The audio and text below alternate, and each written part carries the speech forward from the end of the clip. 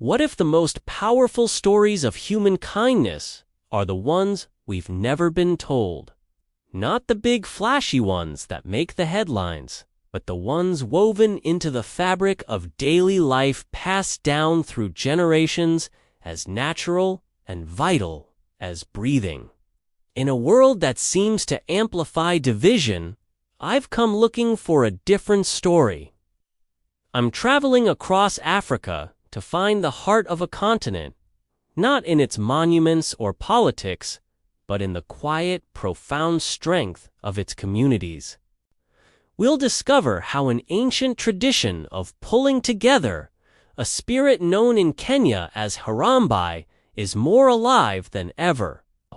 And we'll see how timeless folk tales, whispered by elders under starry skies, are still shaping everyday acts of generosity that the rest of the world has so often overlooked.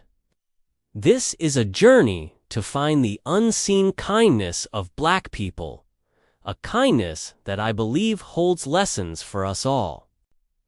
Our journey starts here, in the rolling green hills of central Kenya. From a distance, you see a breathtaking landscape, but if you listen closely, you can hear something else. The rhythm of community. It's the sound of laughter, of shared work, of a single, powerful idea in motion. That idea is Harambee. In Swahili, it means all pulled together, and it's the official motto of Kenya, proudly displayed on its coat of arms. But it's so much more than a motto. After Kenya gained independence in 1963, its first president, Jomo Kenyatta, used Harambee to build a new nation from the ground up, encouraging communities to work together on local projects. It's a philosophy that says, simply, we are stronger together than we are apart, and it's a living, breathing practice I've come to witness. Just last week, in a small village not far from here, the seasonal rains came earlier and heavier than anyone expected.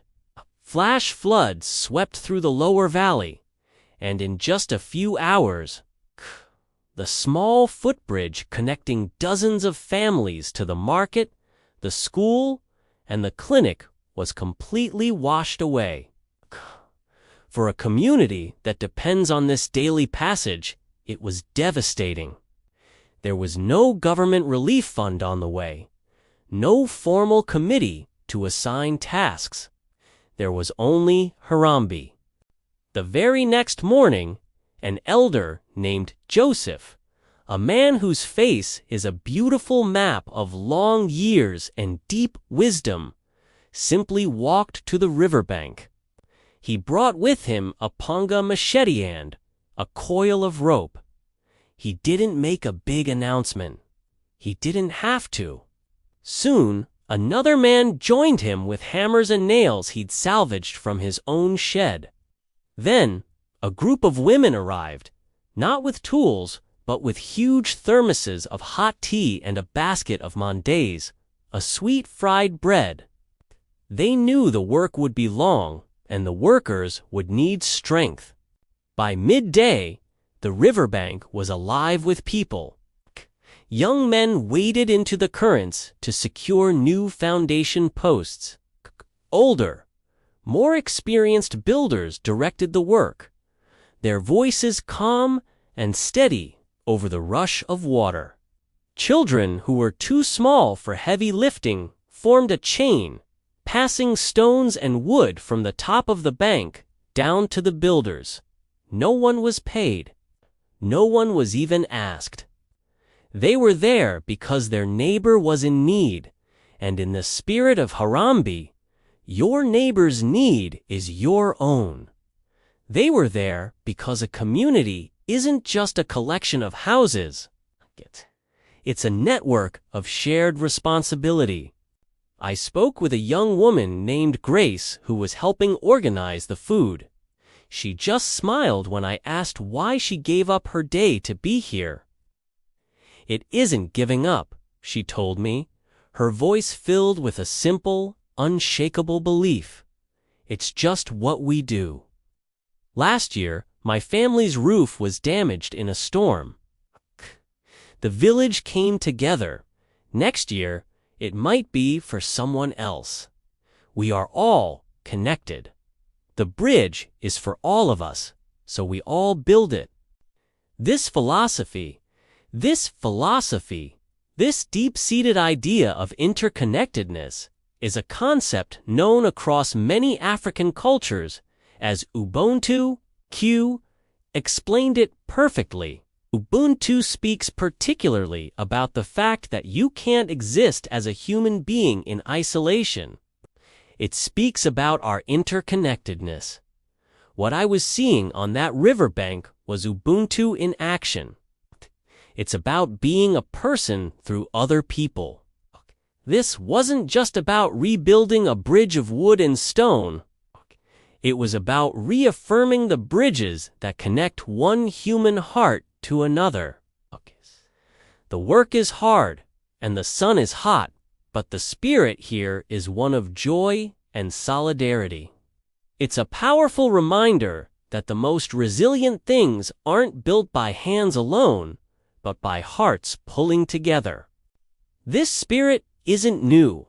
It's a wisdom that flows like a deep river through the continent's history, written into the very stories told under the stars. And it's in those stories that we find the moral blueprint for the kindness we still see today. Across the continent, in the vibrant rainforests of the Congo, an old story is told to children, a tale that teaches a lesson as simple as it is profound. It's the story of a man named Tunga. Tunga was a skilled and successful trapper. His traps were always full, providing more than enough for his wife and his child. Day after day, he'd return with so much game that his wife would often plead with him. "Let's save some for tomorrow," she would say, "for a day when the traps might be empty." But Tunga, full of confidence, would always refuse. "Why worry about tomorrow? I'll always catch more." But then one day, his luck changed. He found his traps all empty, except for one. And in that last trap was a tiny, trembling squirrel with a strange little string of bells around its neck. As Tunga raised his hand to kill it, the squirrel spoke. "Merciful man," it chirped, "please let me go. I'm small and will make a poor meal. If you show me kindness today, I promise I will repay you in a way you can't possibly imagine." Tunga was stunned to hear a squirrel talk, but he was also moved. He thought of his own child, and compassion washed over him. He opened the trap. "Go on, little one," he said. "Live your life." The squirrel, overjoyed, scurried up a tree and vanished. Weeks passed, and Tunga's bad luck continued. The traps stayed empty, and his family grew hungry. Despair began to creep in. Then one afternoon, as he walked through the forest, defeated, he heard a familiar jingle of bells. The little squirrel appeared on a branch above him.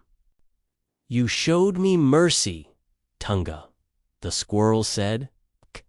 "Now I will repay you."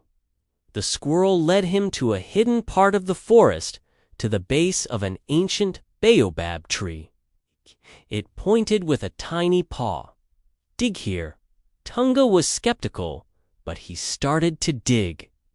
Soon, his hands hit something hard, a wooden chest, filled to the brim with gold and precious stones. He was rewarded for an act of kindness he gave without expecting anything in return. But the story doesn't end there. The squirrel warned him that his new wealth would attract danger. And sure enough, mischievous forest imps, drawn by the glitter of gold, came to torment Tunga and steal his fortune. Just as they were about to overpower him, the squirrel appeared again.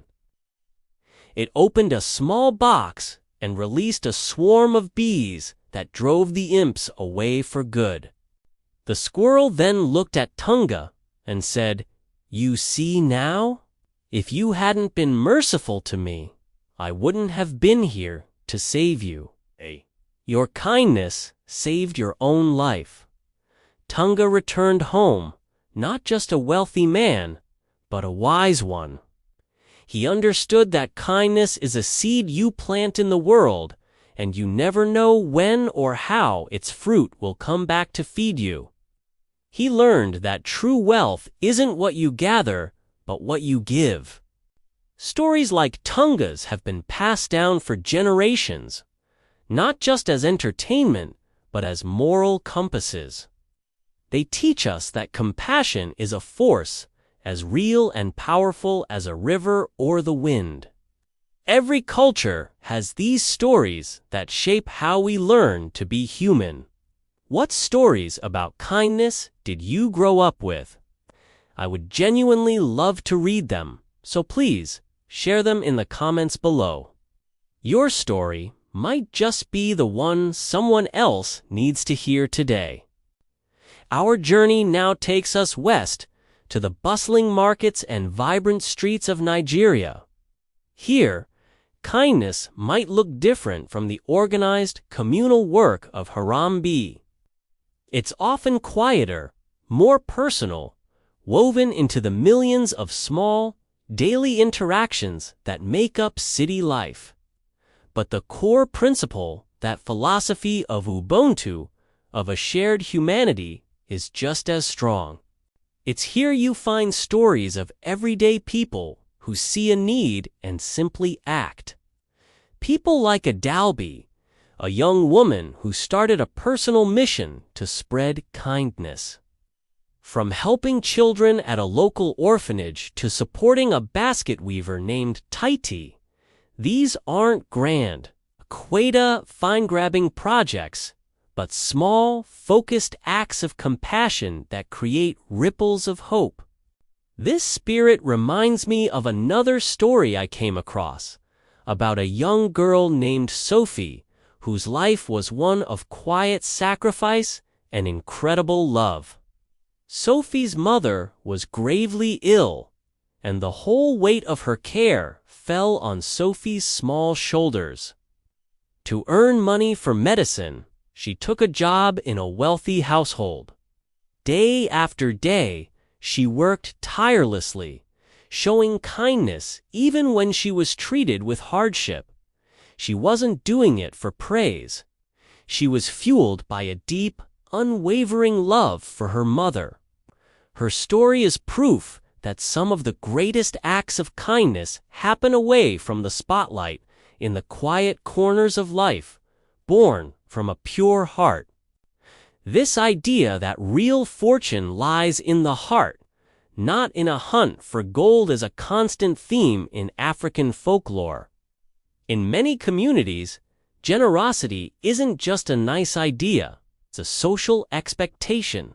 See it in the way a market vendor slips an extra piece of fruit into a customer's bag, or how a family always cooks enough to share with an unexpected visitor. It's an unspoken understanding that we're all in this together, that our own well-being is completely tied to the well-being of those around us.